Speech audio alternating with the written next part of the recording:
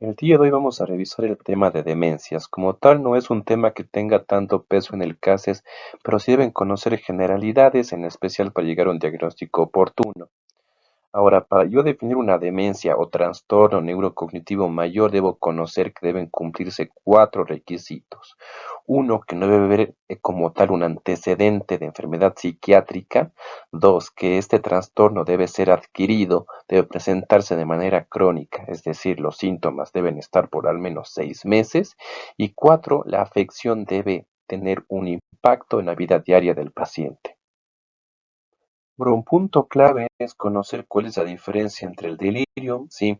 Como tal, el delirium se trata de una condición aguda, es decir, existe una causa de base, como por ejemplo una alteración metabólica, tóxica o una infección. Y como tal, al tener una causa de base, pues es susceptible a curarse, es decir, a tener una reversibilidad del cuadro clínico. Es muy característico de esto un paciente, por ejemplo, de 70 años que se encuentra institucionalizado y que por una infección de las vías urinarias presenta un delirium que se manifestaría como una, por ejemplo, agitación psicomotriz que se empeora durante las noches, es decir, existe una fluctuación de la atención y de la orientación, en especial durante el crepúsculo, durante la noche, mientras que, por ejemplo, en la mañana el paciente se encuentra con un nivel de conciencia adecuado, con una atención adecuada. Es decir, durante la mañana está bien, mientras que durante la noche, durante el estado crepuscular, el paciente empeora, pero es un cuadro agudo que se presenta durante horas o a lo mucho durante días, con una causa definida. Mientras que la demencia es, por ejemplo, un paciente que tiene un cuadro de inicio insidioso y crónico, cuyos síntomas han durado más de 6 meses y que tiene alteración tanto en un principio de la memoria, luego de otras funciones ejecutivas. Es decir, en esta, el estado de conciencia más bien no está alterado, y se ve alteradas otros tipos de funciones ejecutivas como la memoria, ¿sí? Como tal, entonces la demencia no tiene como tal una reversibilidad, ya que es un proceso neurodegenerativo, como por ejemplo el Alzheimer o la demencia vascular. Ahora, en cuanto a la demencia y la depresión, es importante porque habrá muchos casos clínicos en los cuales se pedirá definir si es que el paciente tiene una pseudodemencia depresiva o una demencia. Algo característico es que el paciente en la demencia no se da cuenta del déficit que tiene y no se queja de la pérdida de memoria, mientras que un paciente con pseudodemencia depresiva, el paciente sí se da cuenta y es más tiende a exagerar su déficit. Exagera la pérdida de memoria que el paciente tiene. Además que el paciente con depresión puede tener ya un antecedente de un episodio depresivo mayor ya diagnosticado, además de, por ejemplo, síntomas de culpa o ideación suicida, mientras que el paciente con demencia no los tiene, además de que el examen físico neurológico de un paciente con demencia tiende a ser muy probablemente alterado, además de que el deterioro empeora durante la noche. Algo importante es conocer cuál es la clasificación en función del lugar anatómico que se encuentra afectado para yo definir una demencia, si es que esta es cortical o subcortical.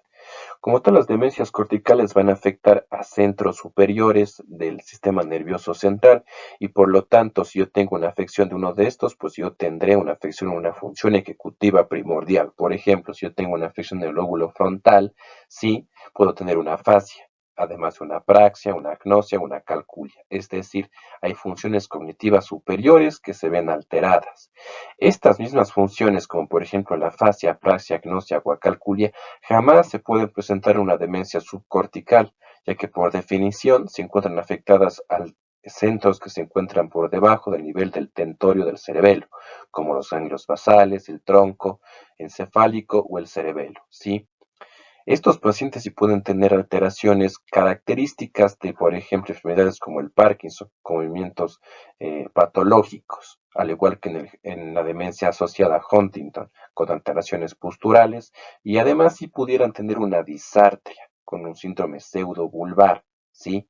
Es decir, en lugar de tener una afasia, tendría una disartria, y yo tendría que tener muy en claro cuál es el cuadro clínico de cada uno de estos para yo no confundirme en el diagnóstico.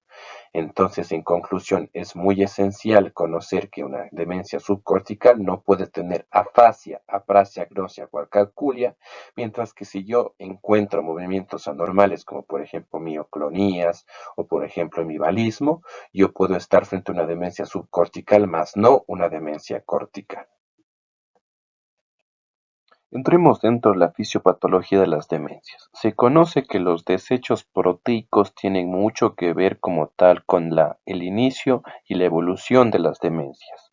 Existen proteínas como la alfa-sinucleína y la proteína tau, los cuales al mal plegarse y al acumularse dentro de las neuronas producen como tal un origen en la demencia y un empeoramiento clínico en ciertos tipos de demencia.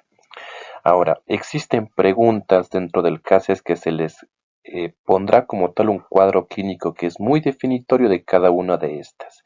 Sin embargo, cuando no se encuentra un cuadro que yo pueda como tal anclarme y yo definir qué enfermedad tiene, yo puedo basarme en el tipo de proteína que el paciente tiene acumulada para yo definir la enfermedad que tiene. Sí, en muchos casos se les presentarán que el paciente tiene una acumulación de alfa-sinucleína o el paciente tiene un exceso de proteína tau. Entonces, dentro de las alfa-sinucleidopatías yo tengo la enfermedad de Parkinson y la demencia por cuerpos de Lewy, mientras que dentro de las taupatías tengo tres: el Alzheimer, la demencia frontotemporal y la demencia córtico-basal. ¿Sí? Si mi cuadro clínico es muy inespecífico y la verdad es que no estoy seguro de qué es lo que puede tener el paciente, si yo veo que tiene una proteína tau, ya sé que debe tener cualquiera de estas tres, o Alzheimer o demencia frontotemporal y córtico-basal, y de esa manera yo me quito de las otras opciones. En cuanto a la enfermedad de Alzheimer, hay cosas puntuales que tenemos que saber. Uno es que existen factores de riesgo en forma de la apolipoproteína E4, mientras que la apolipoproteína E2 es un factor protector. En cuanto a la clínica de la enfermedad de Alzheimer, se manifiesta de acuerdo a la afección principal de los lóbulos que tiene, es decir, de predominio temporoparietal, por lo que el lenguaje y la memoria son las principales funciones cognitivas y ejecutivas que se ven afectadas. Es de inicio insidioso y se da más en pacientes de edad avanzada, y como afecta al lóbulo temporal, en especial al hipocampo, pues la clínica inicial es de pérdida de memoria. Además, una vez que se afecta de forma mayor el lóbulo temporal, puede generar un tipo de afasia logopénica, que se caracteriza más por alteración en la repetición de frases. En cuanto a la anatomía patológica, el Alzheimer se caracteriza por la presencia de ovillos neurofibrilares por la proteína tau hiperfosforilada. Hablábamos de que el Alzheimer es un tipo de tau demencia. Además, la presencia de placas seniles de amiloide es característica en la anatomía patológica de esta enfermedad. Bien, el diagnóstico del Alzheimer es clínico. Por lo tanto, se basa principalmente en los síntomas que tiene, que decíamos que era el deterioro de la memoria, una dificultad para concentrarse, la dificultad para realizar tareas diarias, además de confusión, alteraciones conductuales. No es común la presencia de alucinaciones o la presencia de alteraciones en el movimiento, que más bien son características de otro tipo de demencias. A pesar de que el diagnóstico es clínico, sí se pueden utilizar biomarcadores a nivel del líquido cefalorraquídeo para investigar si es que existe una mayor probabilidad del Alzheimer, como es por ejemplo la presencia de la proteína tau en una mayor cantidad o la presencia de amiloide disminuido por el hiperconsumo. Además, se han desarrollado técnicas de imagen, como por ejemplo una tomografía de emisión de positrones amiloide positivo, que es la que estamos viendo en la imagen. En cuanto al tratamiento del Alzheimer, se basa en dos tipos de fármacos: los anticolinesteráticos y la memantina. Los anticolinesteráticos actúan aumentando la cantidad de acetilcolina en la sinapsis neuronal por medio del bloqueo de la enzima acetilcolinesterasa, ya que esta es la enzima que se encarga de la degradación de la acetilcolina. Además, estos fármacos se utilizan solo en etapas leves a moderadas, incluyendo el donepezilo, la ribastigmina y galantamina, mientras que la memantina se utiliza en fases más moderadas y graves, y su mecanismo de acción es siendo un antagonista de los receptores de glutamato, de NMDA, ya que en el Alzheimer existe un aumento de la actividad de los receptores de glutamato. Además, este mismo factor de mecanismo de acción es lo que lleva a su factor protector neurovascular, ya que por ejemplo también en demencias vasculares con la misma enfermedad de Alzheimer que tiene factores de riesgo cardiovascular, pues el bloqueo de los receptores de glutamato evita un edema citotóxico que puede ser causado por un aumento de los factores de riesgo cardiovascular a largo plazo.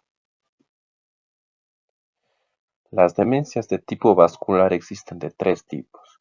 Pueden tratarse de ictus estratégicos, de una demencia multiinfarto o de la enfermedad de Binswanger. Los ictus estratégicos como tal son eventos cerebrovasculares que se dan en sitios como tal muy importantes o que llevan funciones primordiales a nivel del sistema nervioso.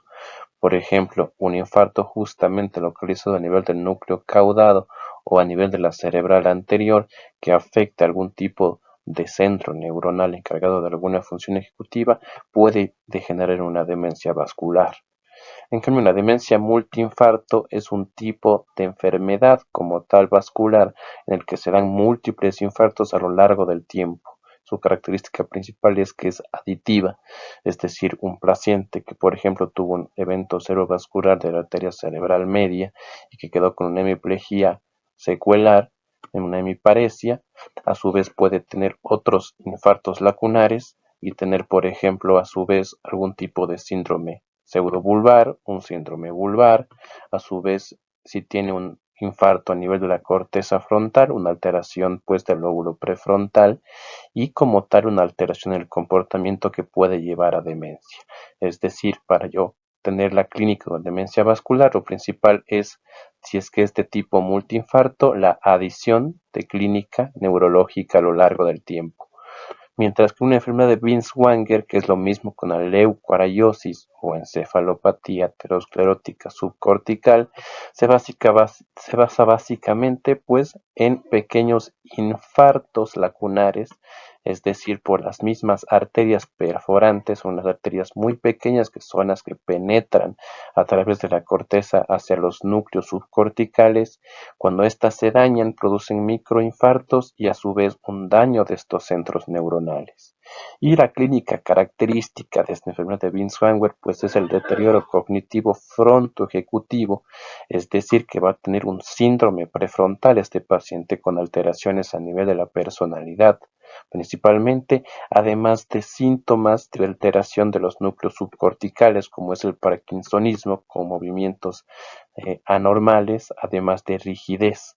Un síndrome pseudobulbar caracterizado pues por la disfagia, por la disfonía y por la disartria, e inclusive un síndrome piramidal caracterizado por una hemiparesia o alteraciones motoras puras. En esta resonancia magnética se pueden ver las imágenes características de la demencia vascular con la hiperintensidad secundaria a los infartos que pueden ser tanto lacunares como por la leucoariosis que se producen en las demencias vasculares.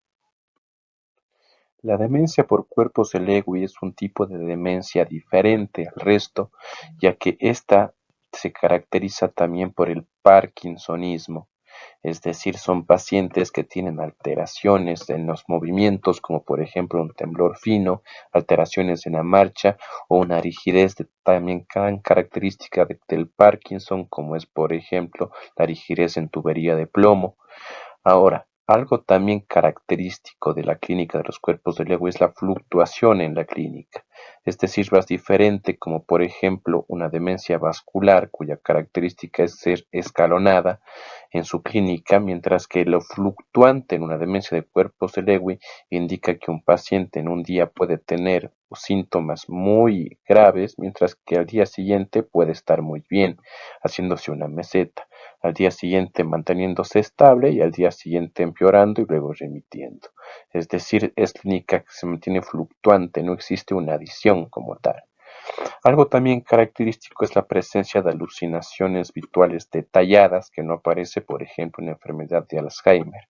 Y algo también muy importante es la presencia de un empeoramiento o sensibilidad a los antipsicóticos, ya que este tipo de demencia, su mecanismo fisiopatológico es muy similar al Parkinson con la deficiencia de dopamina, y estos antipsicóticos al actuar frente a un mecanismo de acción antidopaminérgico, pues lo que ocasionan es un empeoramiento de la demencia. El tratamiento como tal se puede utilizar otros fármacos que utilizan en otros tipos de demencia, como es la rivastigmina, ¿sí? Un anticolinesterásico, al igual que tiapina y la clozapina, teniendo en cuenta esta última, pues, del riesgo de agranulocitosis. Hablábamos que son muy asociadas tanto la demencia con cuerpos de Lewy como la enfermedad de Parkinson, al punto de que es difícil diferenciar si se trata de una u otra. Para eso se ha definido un lapso de tiempo de un año, es decir, que si la demencia aparece en el primer año del parkinsonismo, estamos en una demencia de cuerpos de Lewy, mientras que si la demencia aparece después del primer año del parkinsonismo, estaríamos en una enfermedad de Parkinson asociada a demencia. En cuanto a la demencia frontotemporal, existen dos tipos de variantes, la llamada afasia primaria progresiva y la llamada variante conductual. Como tal, cada una de estas afectará más a un lóbulo de su enfermedad de base. La afasia primaria progresiva afectará más al lóbulo temporal, mientras que la variante conductual al lóbulo frontal, y de ahí su clínica, pues la variante conductual se precisa más una alteración a nivel del lóbulo prefrontal y por lo tanto una alteración en la personalidad y en el comportamiento. Por lo tanto, estos pacientes tienen una alteración en su personalidad de base, teniendo un lenguaje soez, pudiendo tener hiperoralidad, moria o cualquier tipo de conductas compulsivas o rituales. Además, es característica que estos pacientes tienen edades mucho más precoces que pacientes, por ejemplo, con Alzheimer. Se trata de una taupatía y algo importante es que se ha asociado al gen C9orf72 con la enfermedad, de tal manera que incluso la asociación entre la esclerosis lateral amiotrófica y la demencia frontotemporal es muy proclive si existe esta alteración en este gen. En cuanto a la demencia de tipo afasia primaria progresiva, estos pacientes como tal tienen alteración en solo una función ejecutiva, que es la del lenguaje, y por lo tanto puede ser una afasia semántica o una afasia no fluente. En conclusión, la demencia frontotemporal puede ser afasia primaria progresiva en la cual el paciente solo tendrá una alteración en el lenguaje de forma crónica, insidiosa y progresiva, tal cual como si se presentara un tipo de afasia de Wernicke o de Broca, por ejemplo, pero de tipo crónica e insidiosa con el tiempo, y la otra variante que sería la conductual, que sería básicamente un síndrome prefrontal, pero alargado en el tiempo y con un empeoramiento a lo largo de los años. En este cuadro podremos observar las diferencias entre las diferentes afasias primarias progresivas, tanto la variante no fluente como la variante semántica, y sus diferencias con la afasia de tipo logopénica, característica de la enfermedad de Alzheimer. Lo que comparten en común es una afectación, como decía anteriormente, del lenguaje y de forma progresiva, únicamente de esta función ejecutiva. Por lo tanto, no existe una afectación predominante de otra esfera, como por ejemplo la memoria. Es decir, solo son pacientes que van perdiendo lentamente la función del lenguaje, sin verse alterado de forma de gran manera, por ejemplo, la memoria o la atención o la coordinación.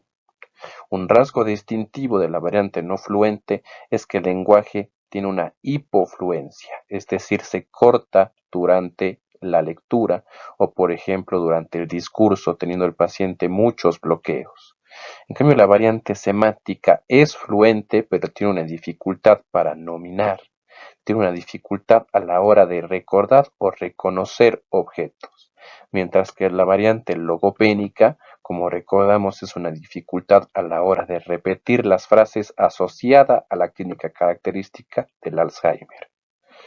Estas dos variantes, tanto semántica como no fluente, pues están asociadas únicamente a la demencia frontotemporal. Finalmente, el último tipo de demencias que entrarían dentro del CASE serían las demencias por priones. Los priones como tal no son un agente infeccioso, recordemos que estos más bien son un tipo de alteración en el plegamiento de las proteínas. Recordemos que las proteínas tienen diferentes tipos de disposición en su plegamiento, siendo por ejemplo una alteración en su conformación primaria, secundaria o terciaria o incluso cuaternaria, la responsable de generar estos priones. Y algo muy interesante es que, a pesar de que no se trata de un agente infeccioso clásico como un virus, una bacteria o un hongo, pues también tienen un tipo de patrón a la hora de intentar reproducir su forma de plegamiento hacia otro tipo de moléculas, como si intentara autoconservarse. Es decir, simplemente es un tipo alterado de plegamiento de proteína que a su vez genera que el resto de proteínas que se encuentran a su alrededor adopten también el mismo tipo de plegamiento alterado.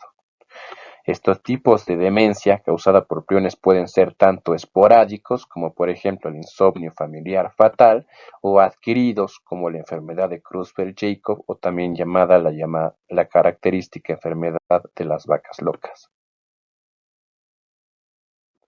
La clínica de las demencias causadas por priones es que son rápidamente progresivas. Cualquier otro tipo de demencia se produce en temporalidad de años, mientras que una demencia rápidamente progresiva puede generar la alteración de todas las funciones cognitivas en un tiempo de semanas.